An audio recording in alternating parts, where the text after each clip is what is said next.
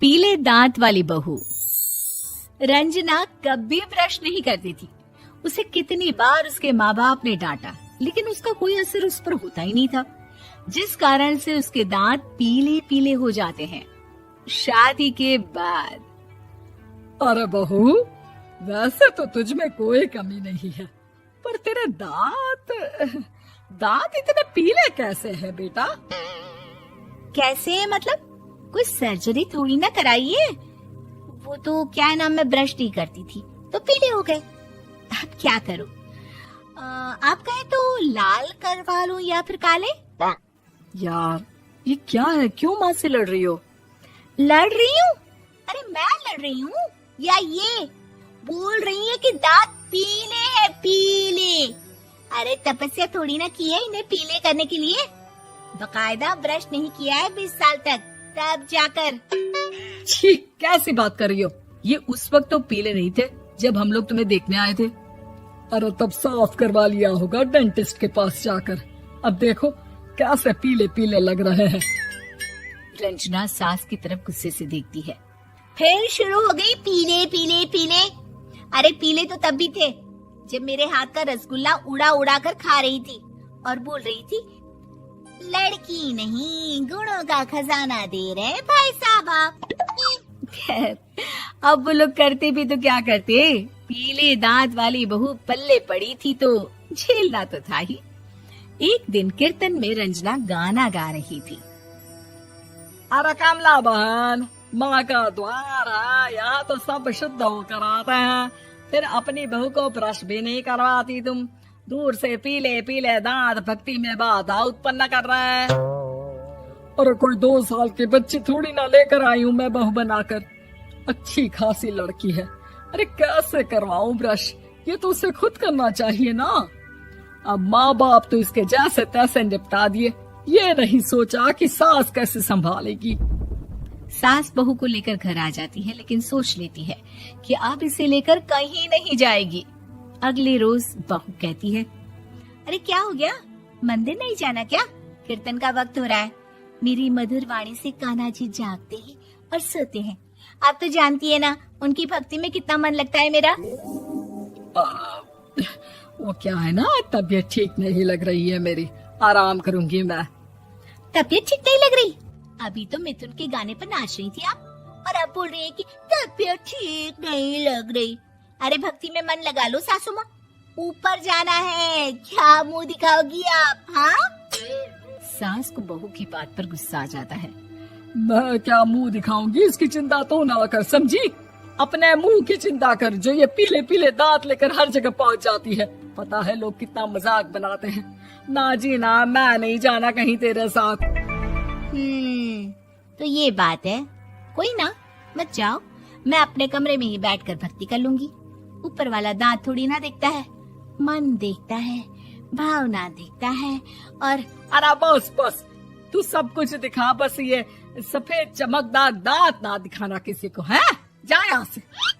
बहू को सास की बात का कोई फर्क नहीं पड़ता, वो तो जैसी थी वैसी ही रह जाती है। सुबह नहाकर किचन में खाना बनाना, फिर खाना खाना, कीर्तन भजन करना और सो जाना। एक दिन, माँ जी मैं सहेली के घर जा रही हूँ, शाम को लेट आऊंगी। हाँ हाँ तो जाना, मैंने कौन सा तेरी आरती करनी है घर पर बैठकर। रंजना सहेली के घर जाती है, जहाँ वो पार्टी में जाने की तैयारी कर रही होती है। अरे शिखा, कहाँ जाने की तैयारी कर रही है? मैं गलत वक्त पर आ गई क्या? अरे नहीं यार, उल्टा सही वक्त पर आई है। मैंने ये साड़ी और ज्वेलरी निकाली है यार, शाम को इनके ऑफिस की एक पार्टी में जाना है। बताना कैसा लग रहा है ये सब? नहीं यार, इस ड्रेस के साथ तो वो वाली ज्वेलरी अच्छी लगेगी। हाँ हाँ सही बोल रही है, मैंने ध्यान ही नहीं दिया। वैसे तो हमेशा से मस्त फैशन सेंस रखती है। तो बड़ा जाती होगी ना पति के साथ पार्टी में।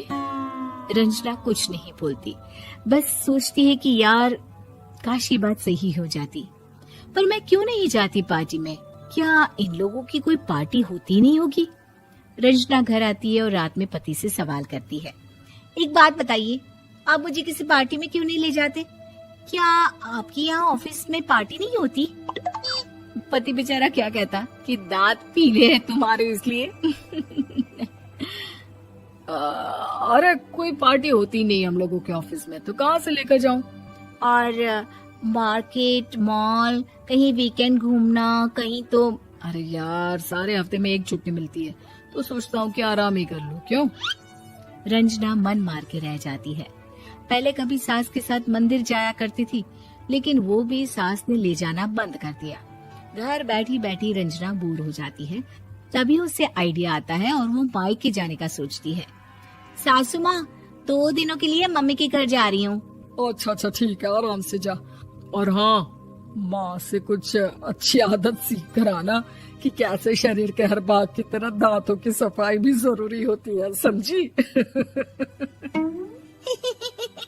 शुरू हो गई ना आप। वो लोग आपकी तरह नहीं है कि छोटी छोटी बात का बतंगड़ बना दे। उन लोगों के लिए मैं मायने रखती हूँ, ना कि मेरे पीले पीले दांत।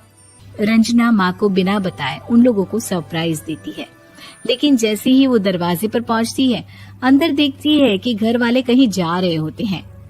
अब माँ, काश रंजना दीदी के दांतों वाली प्रॉब्लम नहीं होती, तो वो भी हम लोगों के साथ चलती ना बुआ जी की बेटी की शादी में। हाँ बेटा, लेकिन अब उसे कौन समझाए कि उसको उसके पीले दांत नहीं दिखते, लेकिन उसके आसपास के लोगों को कितना एम्बैरेसिंग फील कराते हैं। मुझे तो कितनी बार उसके स्कूल की टीचर ने शिकायत की कि उसके साथ कोई लड़की बैठना भी नहीं चाहती, और ना ही कॉलेज में कोई उससे बात करना चाहता था। लेकिन पता नहीं क्यों उसे ये बात समझ में ही नहीं आती। कोई कमी नहीं है उस लड़की में, बस यही कि दांत पीले हैं। वो तो भला हो जीजा जी और उनकी माँ का, जो दीदी को जैसी है वैसे ही रखा हुआ है। रंजना को अपने घर वालों की बात सुनकर बहुत दुख होता है। वो सोचती है कि वो क्या करे, लेकिन फिर वो सीधा डेंटिस्ट के पास जाती है, अपने दांत चमकाती है और कसम खाती है कि वो रोज ब्रश करेगी। अरे क्या हो गया? तुम तो 2 दिनों के लिए गई थी ना, पर कोई ना, अच्छा है, चलो आ गई तो। रंजना सास के सामने आकर खड़ी हो जाती है और पूरी स्माइल करती है, उसके चमकदार दांतों को दिखाती हुई। हैं? चले मंदिर। माँ, मुझे माफ कर दीजिए, मैंने आप लोगों को बहुत एम्बैरेसिंग फील करवाया। मैं आज से रोज ब्रश करूंगी।